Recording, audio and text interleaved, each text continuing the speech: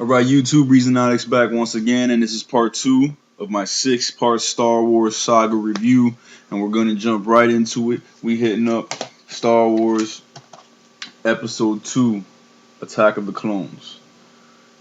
Now this was as you guys said, Episode 2, it was the Empire Strikes Back, so to speak, of this new trilogy.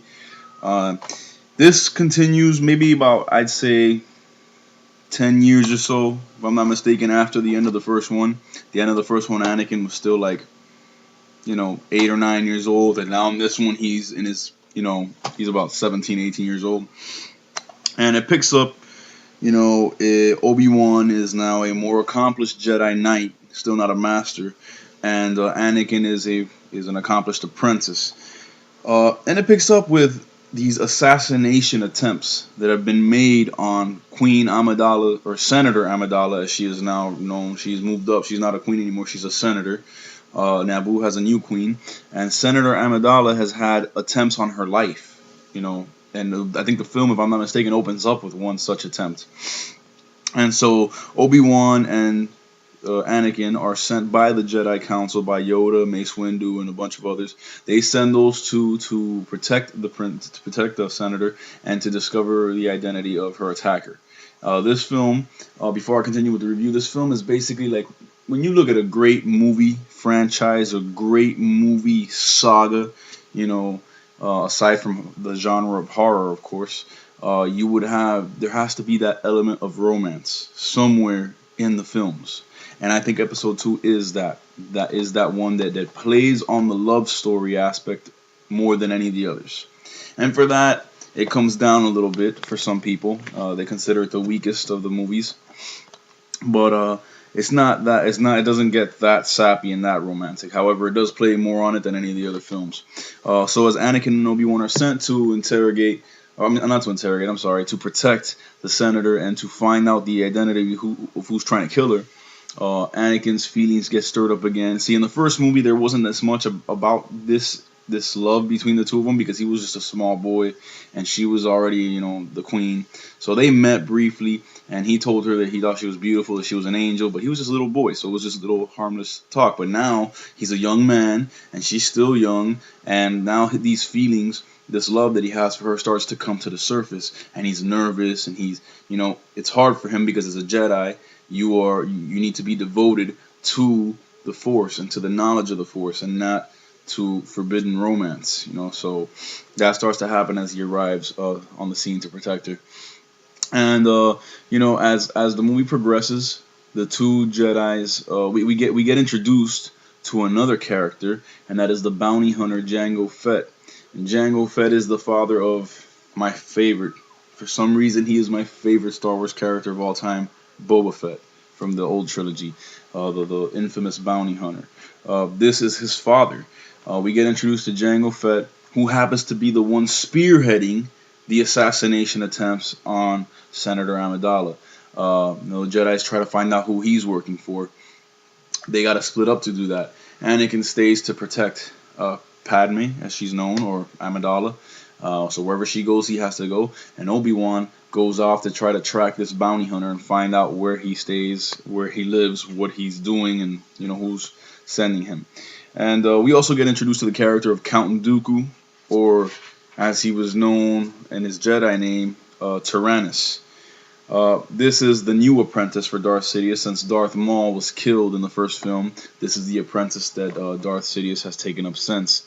And we also get more introduced to Darth Sidious's alter ego, Chancellor Palpatine.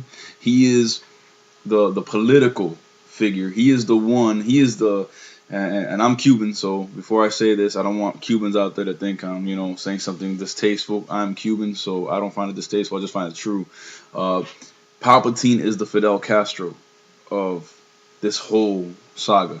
He is the one that comes in by his cunning words and his cunning thought and his planning and scheming and his smooth, beautiful words, captures the heart of the Republic, and then dictates them. And that's what he does.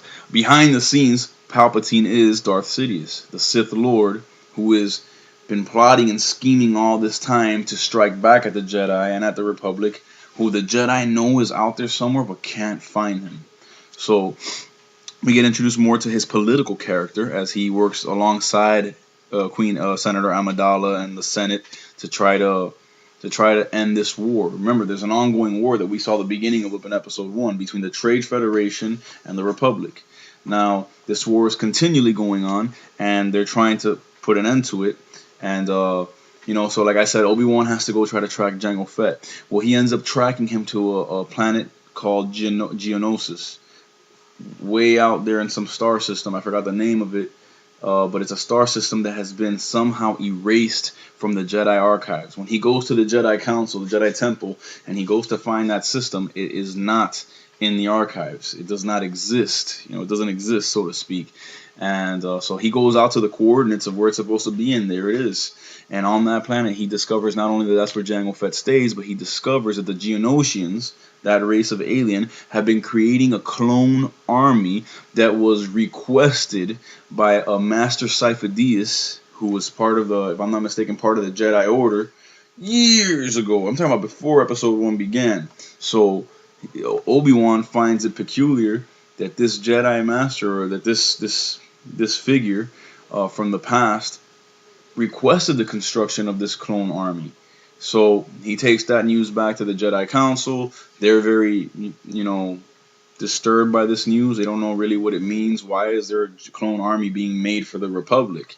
And how convenient that this has been being made. This army's been being made all this time, all these years, and now we are at war. So that's you start to see the plot coming together. While that's happening, Anakin is alone with Amidala, and there his feelings and her feelings really come out. And that's basically like his fall. You know what I'm saying? That's like, that's temptation right there. And it happened. They didn't have sex or anything like that, but he expressed his love for her, and they were alone. And she kind of expressed it back, but then held back. And, so there's this tug of war going on between them that's really playing on his feelings. Long story short, Obi-Wan Kenobi gets captured. And he's on Geonosis. He gets captured by Count Dooku, the Sith apprentice. And Anakin finds out about it. He says, my orders are to stay and protect you, Amidala. I can't go after Obi-Wan. She says, well, I'm going after Obi-Wan, so if you want to protect me, you're going to have to come with me. So the two of them go to rescue them. They also get captured. So Obi-Wan, Amidala, and Anakin are captured, and they're about to be executed publicly by Count Dooku and his droid army on Geonosis until the Jedis show up. And this was an awesome part of the movie, man. This is what we've been wanting to see since we first saw Star Wars in the 70s. Hundreds of Jedis, man.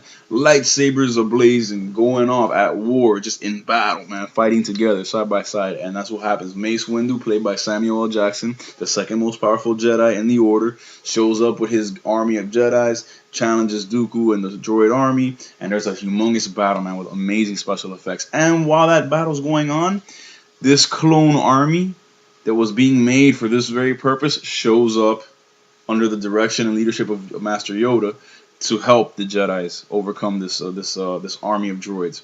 And in the battle, Jango Fett, as big a badass as he is, meets his end as he goes one-on-one with Mace Windu and he gets decapitated. But I just skipped ahead. There's when Obi-Wan traces Jango Fett to Geonosis, there's a one-on-one epic confrontation between Obi-Wan and the bounty hunter Jango Fett, and they go toe-to-toe, man. It's awesome. It's just great. So at the end of this movie, it ends with a two-on-one confrontation, Obi-Wan and Anakin against Count Dooku, and in that confrontation, Anakin loses an arm, and Obi-Wan gets knocked out, basically, and then Yoda shows up on the scene, and everybody gets to see what they've always wanted to see, Yoda fight, man. And boy, the little green dude can fight, man. Yoda goes against Dooku, just basically beats his butt so bad that Dooku escapes. And the movie basically ends around there. They've made progress in finding out more about this Sith Lord and this army and all that. And the war is progressing. And that's basically where it ends, man. Oh, and I'm sorry, it ends with Anakin and Amidala getting married. Behind the Jedi Council's back and the Republic's back, they go to the planet Naboo by themselves and they get married. And that's how the movie ends. So there you have their love expressed for each other. And he is married, which a Jedi is not supposed to be. So that's how the movie ends. I thought it was a great one. I give it an 8 out of 10. Episode 1 got an 8.5. Episode 2 gets an 8.0 out of 10. Just because it played a little bit too much with the romance, but it was worth it, man. Great film. Check it out. Check out my episode 3 review coming up next. God bless. Peace.